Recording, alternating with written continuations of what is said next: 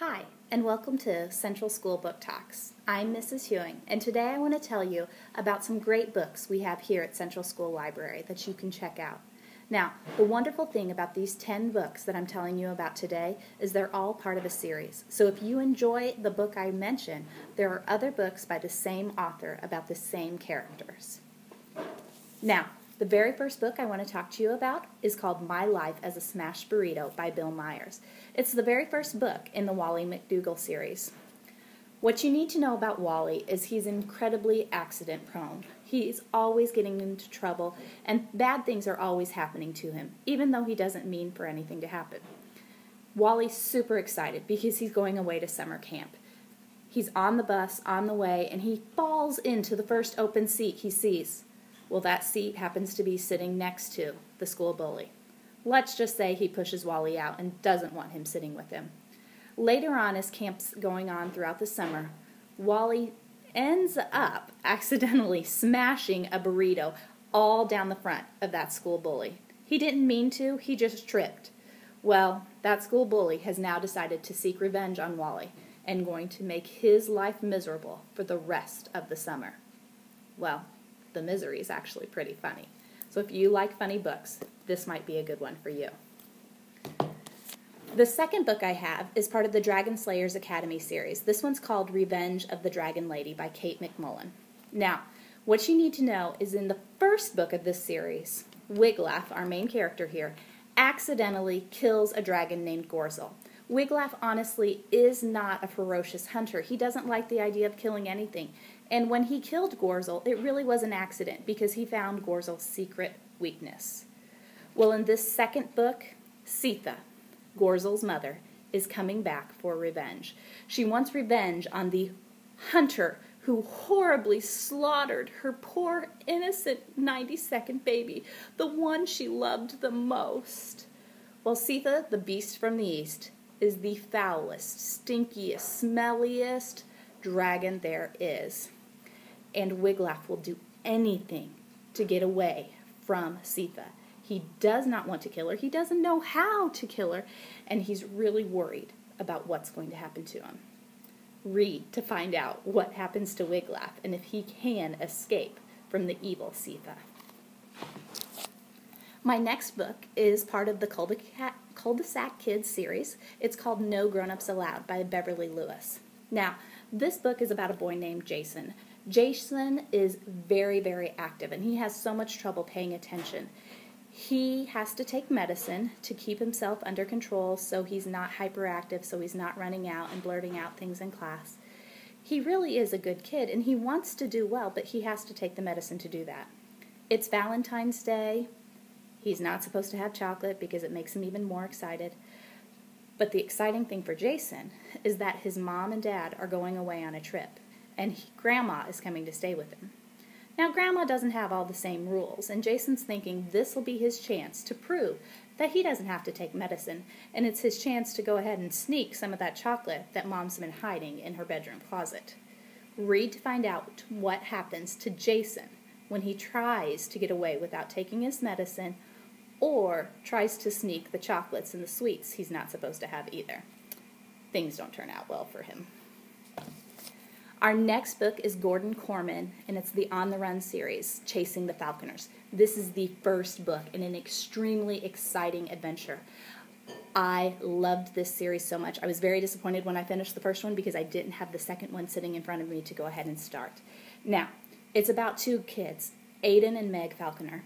Aiden and Meg's parents have actually been arrested by the FBI and thrown into federal prison for treason and for helping terrorists attack the United States. Well, Aiden and Meg know that their parents are innocent, and they decide to take it upon themselves to help prove their innocence. The problem with that is, for their protection, the FBI has decided to send Aiden and Meg to a juvenile detention camp, to a farm for criminal kids, to keep Aiden and Meg out of trouble. Now, they're in with kids who have been in gangs, they're in with kids who have been fighting, kids who have been caught with drugs, all kinds of kids that we really wouldn't want them to be around because they're not bad kids. But Aiden and Meg accidentally burn down the farm camp and see that as their chance to escape and run off and try to prove their parents' innocence. Throughout the book, they are jumping on train cars, trying to cross the country. They're stealing cars. These kids who were innocent and hadn't done anything wrong are suddenly turning to a life of crime in order to prove their parents' innocence. Next up is the Animorphs series. Book number 1 is called The Invasion by K.A. Applegate. I need to go ahead and read you just the beginning so you can hear how it starts. My name is Jake. That's my first name, obviously. I can't tell you my last name. It would be too dangerous. The controllers are everywhere. Everywhere. And if they knew my full name, they could find me and my friends. And then... well, let's just say I don't want them to find me. What they do to people who resist them is too horrible to think about.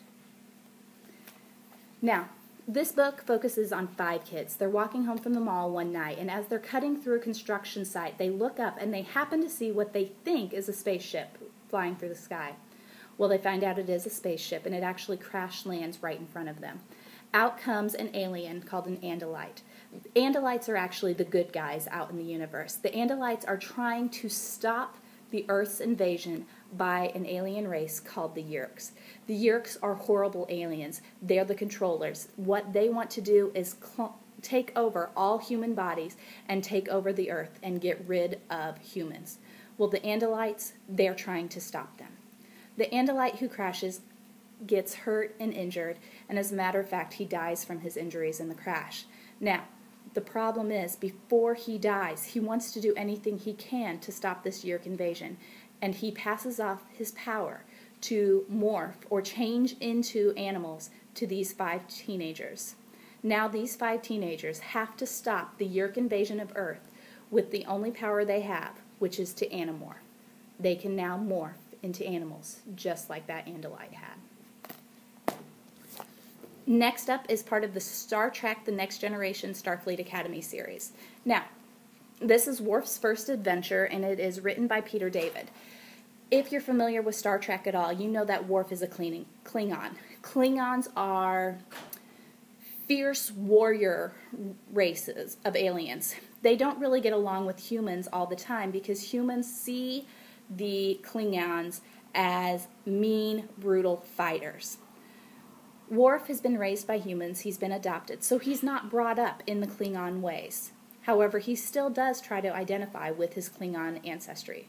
As he's going through Starfleet Academy, he's running into problems where all kinds of people automatically judge him as a Klingon and think of him as a Klingon because that's the way he looks. Up next is a historical fiction by Robert Newton Peck called Soup. Now, it's a historical fiction because it was written and based in the 1920s in Vermont. It's about Robert and his best friend Soup. Each chapter in this book, honestly, is just a little story about Robert and his best friend Soup. Now, Soup is not the best friend that your parents are going to want you to have. Soup tends to get Robert into all kinds of trouble. Soup teaches Robert how to tie really good knots and how to tie people up against trees because Soup's always tying Robert up against a tree. Well, one day Robert decides to tie his aunt up against the tree. His aunt laughs and thinks it's funny until it starts to rain, and then they can't get her untied. Soup also convinces Robert to go ahead and climb inside of a big, giant barrel.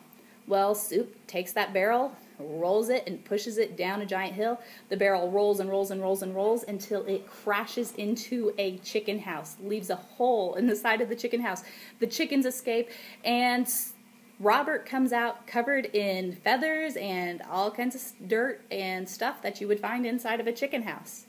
The other thing is, Soup and Robert are out playing one day, and they're practicing just taking apples off of a tree and hitting them with a stick to see how far they can hit them. Well, Soup hits it far enough that he knocks out a stained glass window in the church at the bottom of the hill, and someone from the church runs out and chases them down. It's a very funny book, and each chapter will have you laughing about the things Soup and Robert do together. My next book is part of the Ghostville Elementary series. This is book number 1, Ghost Class, written by Marcia Thornton-Jones and Debbie Dady. Now, in this book, It is the very beginning of the school year, and Cassidy and Jeff are super excited. The problem is they've added more sections, more classes to the school, and this year their class gets shoved into the basement of the school. No one's been in the basement in hundreds of years. It's dirty, it's dusty. They don't even have things cleaned up and ready for their class to start. Well, Cassidy goes downstairs, but she feels something. Was that a breeze on her neck? And as things go along, she starts to hear things. It turns out that Cassidy and Jeff and their classmates aren't alone in that classroom. There's already a ghost class there, and they want their classroom back. They want everyone to leave. Next up, I have a book called The Quarter Horse by Gail B. Stewart. This is part of the Learning About Horses series. Now, this is a nonfiction book. This series is great if you love horses. There are all kinds of facts and information you can learn about horses and great photographs with lots of information. If you love horses, this series is great for you. There are books on the quarter horse, the Arabian horses, Palominos, you name it, and you will learn about horses. The last book I want to talk to you today about is The Ghost of Camp Whispering Pines by Susan Corman. This is part of the Magic Attic Club series. Now, in this book, you need to know that there are 5 girls. Starts out with 4 at the beginning of the series, but by this point has moved to 5. There are 5 girls who go to their neighbor's house, and they climb up into her attic, and by putting on the clothes and the different outfits they have, they are transported to different places and different times in history. In this book, they put on what looks like camp clothes, and they get transported to Camp Whispering Pines. They're having a great time. They're experiencing camp life, cookouts, campfires. Well, around the campfire one night, another camper is telling them the story of the boy named Jacob who died mysteriously in the woods. The next day, on their hike through the woods, these girls find and hear a young boy crying in the back of a cave, and that boy's Jacob. Read this book to find out what happens with the girls and whether or not they really did find a ghost. I hope you enjoyed hearing about these books today, and you will check some of them out from the Central School Library.